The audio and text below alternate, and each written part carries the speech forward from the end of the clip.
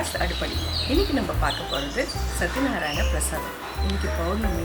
இன்றைக்கி எப்படி பிரசாதம் செஞ்சு சாமிக்கு படைக்கிறதுன்னு பார்ப்போம். வாங்க போகலாம். இன்றைக்கி நாராயண பிரசாதத்துக்கு என்னென்ன தேவைன்றதை நம்ம பார்த்துருவோம். நான் ஒரு கப் ரவை எடுத்து வச்சுருக்கேன். எந்த கப்பில் ரவை எடுக்கிறீங்களோ அதே கப்பில் சர்க்கரை, அதே கப்பில் நெய். இதுக்கு தேவைன்றது 2 கிளாஸ் பால், இல்லை 2 கிளாஸ் பால் இருந்தாலும் போதும். முந்திரி, திராட்சை, ஏலக்காய், நான் கொஞ்சோண்டு பச்சை கற்பூரம் வச்சுருக்கேன். இவ்வளோதான் நாராயண பிரசாதத்துக்கு. இதில் வாழைப்பழம் கடைசியாக போடுறவங்க போட்டுக்கலாம். நான் இன்னைக்கு போடாமல் அப்படியே செஞ்சு காட்டுவாங்க. நான் இங்கே 2 கிளாஸ் பால் வச்சுருக்கேன். கொஞ்சம் சூடு ஏறிட்டு இருக்குது. அதை நம்ம சிம்மில் வச்சுட்டு இப்போ ஒரு பேன் எடுத்து போட்டுக்கோங்க. அதில் நெய் நம்ம விட்டுக்கலாம்.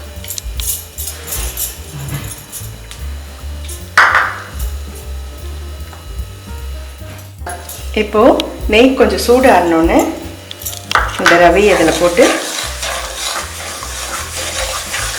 நல்லா கொஞ்சம் சிவக்க வறுத்துக்கலாம்.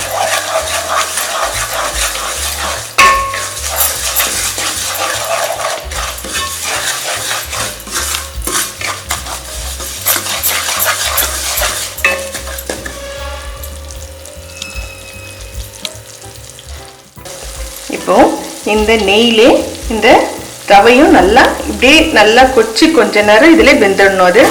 அதுக்கப்புறம் நம்ம இது பண்ணிக்கலாம்.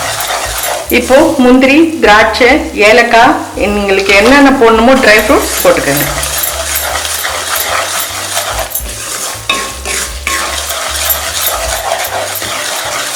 சிட்டி உப்பு போட்டுக்கோங்க. சிட்டி உப்பு. அப்போதான் உங்களுக்கு அந்த ஸ்வீட்டு கொஞ்சம் நல்லா வரைக்கும். கொஞ்சம் செவந்த கலராக வரட்டும். அதுக்கப்புறம் நம்ம பால் இதில் ஊற்றிக்கலாம். ஒரு பக்கம் பால் கொஞ்சம் கொச்சிக்கிட்டே இருக்கட்டும். நான் கொதிக்க வச்சு இறக்கி வச்சுருக்கேன்.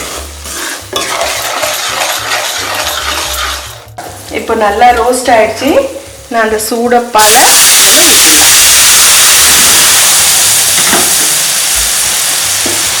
அந்த 1 கிளாஸ் நீங்கள் எந்த அளவு எடுக்கிறீங்களோ அதில் 2 கிளாஸ் பால்.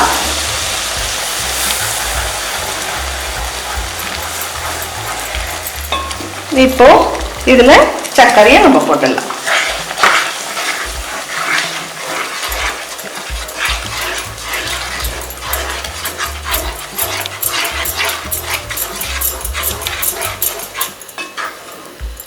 இதை கொஞ்ச நேரம் அப்படியே நம்ம மூடி வச்சிடலாம். பாருங்க, நெய்யெல்லாம் நல்லா மேலே வந்துடுச்சு. உங்களுக்கு நாராயண பிரசாதம் ரெடி ஆயிடுச்சு. இப்போ நாராயணருக்கு நம்ம சர்வ் பண்ணுவோம். வச்சு படைங்க. இன்னைக்கு ரொம்ப விசேஷம் இந்த சித்ரா பௌர்ணமி. உங்களுக்கு நாராயண பிரசாதம் ரெடி ஆயிடுச்சு. இது இந்த பௌர்ணமியில் செஞ்சு நாராயணுக்கு படைச்சிட்டு எப்படி இருக்குன்னு கமெண்ட் பாக்ஸில் சொல்லுங்கள்.